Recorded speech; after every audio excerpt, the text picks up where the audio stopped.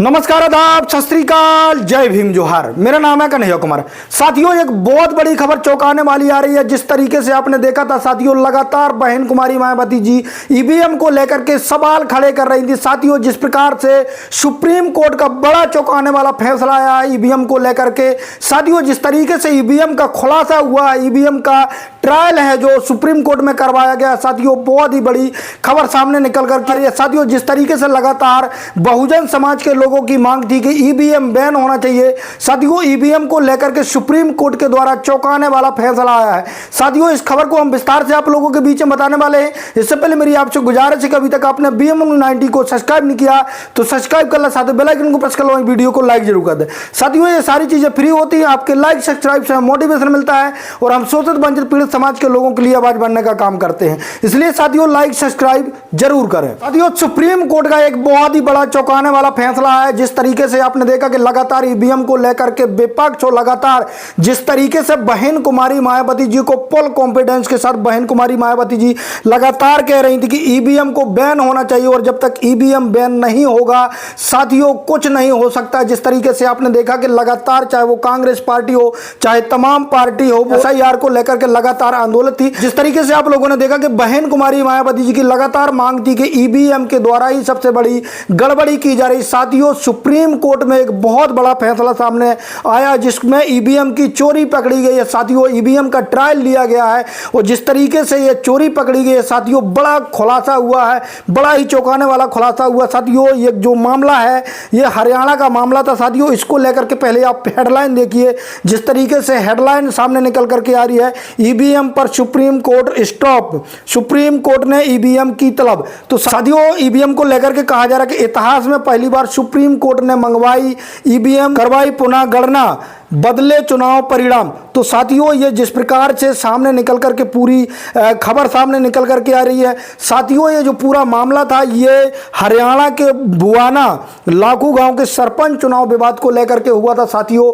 लेकिन जिस तरीके से यहाँ पर जो हारे हुए उम्मीदवार थे जिनका नाम था मोहित, वो लगभग यहाँ पर 51-52 वोट से हारे हुए थे। साथियों, यहाँ पर उन्होंने हार नहीं मानी, लोअर कोर्ट पर अपना केस कर दिया। साथियों, लोअर कोर्ट में जब यहाँ पर ईवीएम मंगा करके उसका ट्रायल लिया गया तो देखा गया कि जो जीता हुआ उम्मीदवार है कुलदीप, उसके 51 वोट मोहित के वोटों से कम थे। साथियों, यहाँ पर लोअर कोर्ट के द्वारा फैसला सुना दिया गया कि अब जो कुलदीप जी जीते थे उनको हरा करके यहाँ पर मोहित जी को जिता दिया गया। लेकिन साथियों, यहाँ पर एक सबसे बड़ा जो ट्विस्ट सामने निकल करके आया। साथियों, यहाँ पर पुनः जो कुलदीप थे, जो जीते हुए प्रत्याशी थे, लोअर कोर्ट के आदेश को लेकर के वो high court, Haryana high court पहुंच गए। लेकिन साथियों, हरियाणा हाई कोर्ट ने भी यहां पर बड़ा चौंकाने वाला फैसला दिया।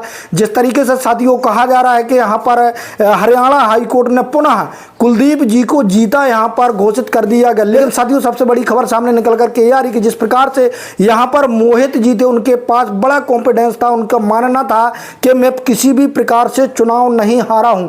तो साथियों, उन्होंने पुनः जाकर के सुप्रीम कोर्ट में एक याचिका दायर की गई।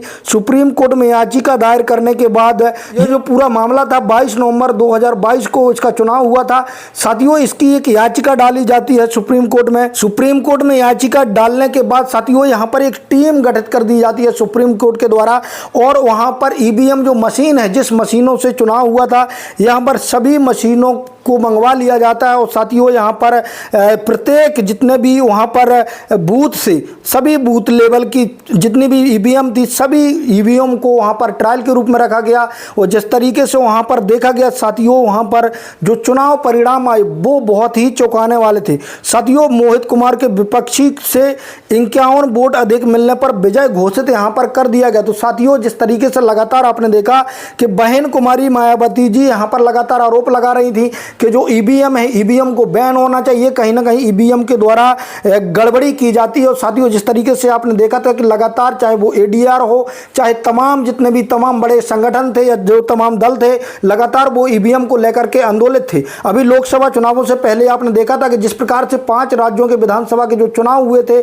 उस टाइम पर लगातार ईवीएम का मुद्दा है जो गरमाया हुआ था। लेकिन साथियों, जिस तरीके से ये बड़ा खुलासा हुआ है, सुप्रीम कोर्ट ने सभी बूथों की पुनर्गणना का यहाँ पर आदेश जारी किया था। और यहाँ पर साथियों सबसे बड़ी बात यह है कि यहाँ पर 3 जजों की जो जस्टिस 3 जजों की यहाँ पर पीठ है वो गठित कर दी गई थी। साथियों दीपांकर दत्ता जी को, जस्टिस सूर्यकांत जी को यहाँ पर नियुक्त किया गया था।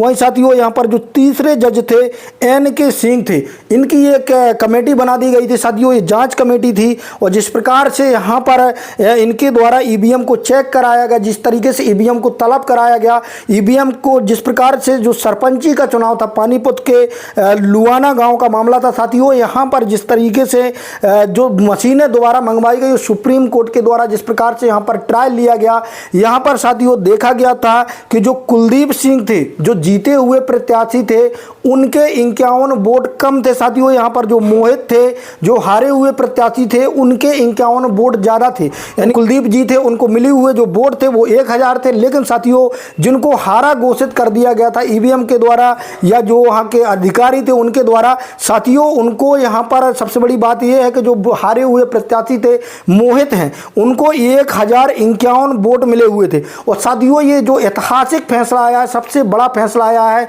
जिस तरीके से आपने लगातार देखा कि तमाम देश EVM को बैन कर चुके हैं, EVM को लेकर के तमाम प्रकार के सवाल खड़े हो रहे थे। जिस प्रकार से आपने देखा कि एलन मस्क जैसे लोगों ने कह दिया कि EVM किसी भी प्रकार से सुरक्षित नहीं है, कभी भी हैंग की जा सकती है। लेकिन साथियों हमारे भारत देश के लोग मानने के लिए कहाँ राजी है, ना ही निर्वाचन आयोग मानने के लिए तैयार है, ना ही सरकार तैयार है। लेकिन साथियों अभी आपने देखा था कि 2014 के पहले जिस प्रकार से BJP पार्टी के लोग थे वो लगातार EVM को लेकर के आंदोलित थे।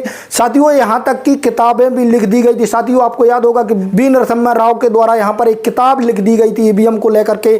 साथियों जिस तरीके से ये पूरा मामला सामने निकल करके आया है, भले ही ये छोटा मामला है लेकिन इसके बड़े मायने निकाले जाने चाहिए। जिस तरीके से साथियों ये मामला निकल करके आया है, जब आप सोच सकते हैं कि यहाँ पर सरपंची के चुनाव में इतना बड़ा घोटाला किया जा सकता है, तो क्या यदि विधायकी का चुनाव होता है, सांसदी का चुनाव होता है, प्रदेश स्तर का चुनाव होता है, लोकसभा स्तर का चुनाव होता है, तो क्या ऐसे समय पर EVM पर गड़बड़ी नहीं की जाती होगी? ये सबसे बड़ा सवाल है। वहीं साथियों जिस प्रकार से आपने देखा कि यहाँ पर लगातार लोग आंदोलित हैं, चाहे राहुल गांधी जी हों, चाहे वो तेजस्वी यादव, मायावती जी हों, तमाम पार्टियों के जो बड़े बड़े नेता हैं लगातार आंदोलित है। लेकिन साथियों सबसे बड़ी बात यहाँ पर एक चीज़ आप लोगों को माननी पड़ेगी कि बहन कुमारी मायावती जी ने जिस तरीके से यहाँ पर फुल कॉन्फिडेंस के साथ कहा था कि EVM से गड़बड़ी की जा सकती है, तो साथियों जिस तरीके से ये बड़ा फैसला आया है, बड़ा ही चौंकाने वाला फैसला है। साथियों यहाँ पर जिस प्रकार से लगातार लोगों की मांग है, हमारे भारत देश की जनता की भी मांग है कि EVM को बैन होना चाहिए। लेकिन साथियों हमारे भारत देश की जो सरकार है इलेक्शन कमीशन मानने के लिए राजी नहीं है। लेकिन साथियों ये जो पूरा का पूरा वाक हुआ है, पूरा का पूरा ये निर्णय आया है, हरियाणा के ग्राम पंचायत का मामला था, और जिस प्रकार से यहाँ पर जो जीता हुआ प्रत्याशी है वो हारा घोषित कर दिया गया। जो हारा हुआ प्रत्याशी है उसको 51 वोटों से जिता दिया गया है। तो साथियों जिस प्रकार से EVM पर आरोप लग रहे थे, इससे साफ जाहिर होता है और सत्य हो जाता है कि EVM से बड़ी गड़बड़ी की जा सकती है। साथियों आप लोगों की राय क्या है कमेंट के माध्यम से जरूर दें। अभी तक आपने BM News 90 को सब्सक्राइब नहीं किया तो सब्सक्राइब कर लें, साथ में बेल आइकन को प्रेस कर लो, वीडियो को लाइक जरूर कर दें। धन्यवाद।